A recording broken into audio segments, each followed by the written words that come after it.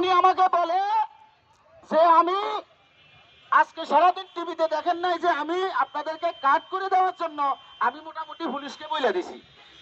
আমি বললাম ভাই আপনি পুলিশকে বইলা দিচ্ছেন ঠিক আছে, আপনি হকার উচ্ছেদ করে যদি পুলিশকে বইলা দেন যে আপনি তালিকা করেন তাইলে কি এটা হবে ভাই? আপনি কিভাবে হকার নির্ণয় করবেন? তাইলে তো আপনি দ্বিতীয় শহীদ খোকনের খাতায় আপনার নাম লেখাইলেন কেন? এক সময় শহীদ খোকন কিন্তু গুলিস্তানে হকার উচ্ছেদের পরে ওখানে তালিকা করছে, আপনারা তো দেখছেন ওই তালিকায় কি করেছে। তো ওনাকে আমি এই কথা বলার পরে উনি বলছে পুলিশের কাছে আগের তালিকা আছে। আমি বলছি ওই তালিকা আমরা মানব না। আপনি যদি তালিকা করতে হয় সব পুরে সমস্ত হকার ফুটপাতে থাকবে, থাকার পরে আপনি পুরে প্রত্যেক দোকানে দোকানে যাবেন, প্রত্যেক দোকানে দোকানে যাইয়া আপনি ওখানে তালিকা করবেন, ভোটার আইডি কার্ড নেবেন, যা কিছু করার আপনি করবেন। এর বিকল্প কিন্তু আমরা অন্য কিছু মানব না। আপনি কিন্তু আমাদের বাংলাদেশ হকার্স ইউনিয়ন সম্পর্কে জানেন। পরে উনি বলছে হ্যাঁ ভাই আপনাদের এই সংগঠনের সম্বন্ধে আমার জানা আছে, আমার কাছে আরো অনেকে আসছে, আমি ওনাদেরকে জিজ্ঞেস করছি হকার্স ইউনিয়ন কই, হকার্স ইউনিয়নের নেতৃবৃন্দ কই। পরে আমি সালাম ভাইরে খালি একটা কথা, এরপরে একটা কথা বললাম, আপনি কি এই যে বাইতুল মোকাররম স্বর্ণ মার্কেটের সামনে লিংক রোডে যে কাণ্ড হইতেছে, এই যে আমার কত হকার যে মারলো, এটা কি আপনার চোখে ভাসে না? আপনি কি এলাকার সন্তান না? এই এলাকার এই যে যারা বাইতুল মোকাররমের হকার তারা তো এখানে ওই জায়গারই ভোটার, তারা তো আপনাকেই ভোট দিছে, তারা তো এই যে বাড়ির ব্যাপারে যে ভোট হয়েছে তারা তো বিএনপি কে ভোট দিছে। তাইলে আপনাকে আপনার তো একটু হইলে অন্তত ওই স্বর্ণ মার্কেটের যে ব্যবসায়ী সমিতির সভাপতি তারা তো দুইটা কথা বলা উচিত ছিল।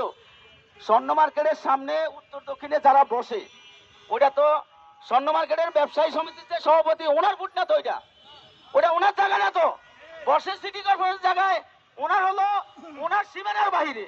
তাইলে ওই জায়গায় যে অত্যাচার গুলা হইতেছে উনি পুলিশ দিয়ে বাহাদুরি করে। আপনি দেখেন উনি পুলিশ দিয়ে বাহাদুরি করে, কিছুতে কিছু হলে ডিসিরে নিয়ে আসে, ওসিরে নিয়ে আসে, এসিরে নিয়ে আসে। তাইলে আজকে আপনি এক দেশে দুই আইন কিভাবে করবেন আপনি? পরে আমাকে এক পর্যায়ে উনি বলছে যে ভাই আমি আপনাদের সাথে বসতে চাই, আপনাদের সাথে পয়সা আমি আশা করি এটা সমাধান করতে পারো। আমি বলছি যে ভাই আপনি আমাদেরকে ওই যে শহীদ খোকন স্টাইল করলে কিন্তু আমরা মানুম না।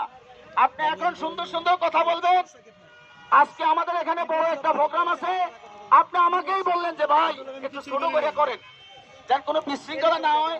প্রাইম মিনিস্টার সচিবালয় অফিস করবে, আপনি একটু ছোট করে সুন্দর মতো সুশৃঙ্খল ভাবে করেন। আমি কইছি ভাই আমরা যে এর আগে আন্দোলন করছি আপনি কিন্তু সবকিছু দেখছেন। হ্যাঁ দেখছি, তবে আপনাকে এতটুকু গ্যারান্টি দিতে পারি যে বাংলাদেশ হকার্স ইউনিয়ন একটা সুশৃঙ্খল সংগঠন।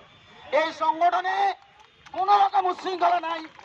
এই সংগঠন আপনি সুশৃঙ্খল ভাবে আন্দোলন করবে, সুশৃঙ্খল ভাবে মিছিল করবে, সুশৃঙ্খল ভাবে পুলিশ কমিশনারের কার্যালয়ে যাবে, পুলিশ কমিশনারের সাথে কথা বলবে, তারপরে আমরা আমাদের পরবর্তী সিদ্ধান্ত নিব।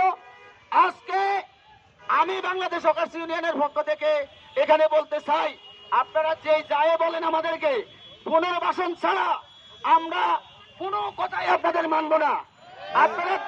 আপনারা তালিকা করেন, আমরা আপনাদেরকে স্বাগতম জানাই, আপনারা তালিকা করেন, কিন্তু তালিকা করবেন আমাকে উচ্ছেদ করে, আমাকে বাড়ি ভাড়াইয়া বাসায় ভাড়াইয়া, এইটা কিন্তু আমরা মানুম না। আমি কিন্তু আপনাকে কিন্তু আমি স্পষ্ট বলে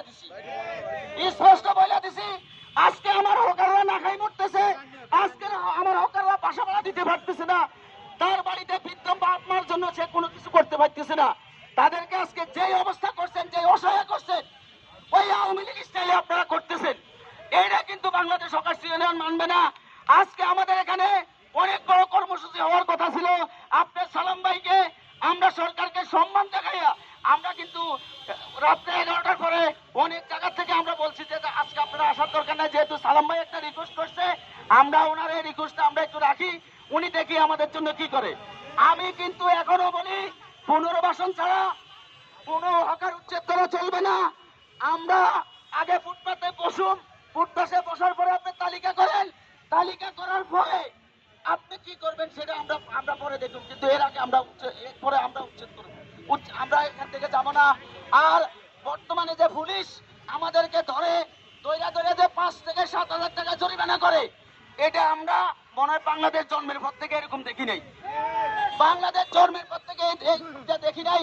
কালকে আমাকে আমার কাছে বলয়েল থেকে ফোন দিছে যে ভাই আমাদের 8-10 জন লোক ধরছে, এক একজন থেকে 7 থেকে 8,000 টাকা জরিমানা করছে। আমরা জানি যদি একজন হকার ধরে হয়তো 2 থেকে 300 টাকা বা 500 টাকা জরিমানা করে, কিন্তু 5 থেকে 7,000 টাকা একটা হকার দৈনিক কয় টাকা রুজি করে? হয়তো 500-700 টাকা। সে যদি ধরা খাওয়ার পরে যদি 6 থেকে 7,000 টাকা জরিমানা দেয়, তাহলে তার যে সালাদ সেটাই তো গাট্টি গুট্টি বলাই যাইব। তো সুতরাং আপনাদের কাছে বিনীতভাবে অনুরোধ, আপনারা হকার্স ইউনিয়নের ডাকে আজকে এখানে আসছেন। আগামী রোববার আমরা ঢাকা দক্ষিণ সিটি কর্পোরেশনে যাব, আমাদের কথাগুলো আমরা ওখানে বলবো। আজকে কমিশনার সাহেবের এখানে আমরা সবকিছু বলবো, বলার পরে আগামী রোববার আমরা ওখানে যাব। আপনারা ওখানে থাকবেন, আমরা ওনার সাথে কথা বলার পরে উনি আমাদেরকে কি জবাব দেয়, যেহেতু কালকে আমার সাথে কথা হয়েছে ওনার সাথে প্রায় 10-15 মিনিটের মতো। এখন আমরা ওই কথাগুলো আবার ওনাকে বলুন যে ভাই আপনার সাথে আগে কথা হয়েছে, এখন আমরা আজকে আসলাম, এখন আপনি কি করবেন আপনি বলেন, তারপরে আমরা আপনাদের সাথে মোটামুটি পয়সা একটা সিদ্ধান্ত নেব। আর আজকে আমাদের এই কর্মসূচি এখানে শেষ। আমরা এখন মিছিল করব, মিছিল করে আমরা কমিশনার কার্যালয়ের দিকে যাব। আপনারা ওই মিছিলে অংশগ্রহণ করবেন এই আশা ব্যক্ত করে আজকের এই সমাবেশ এখানে শেষ করছি।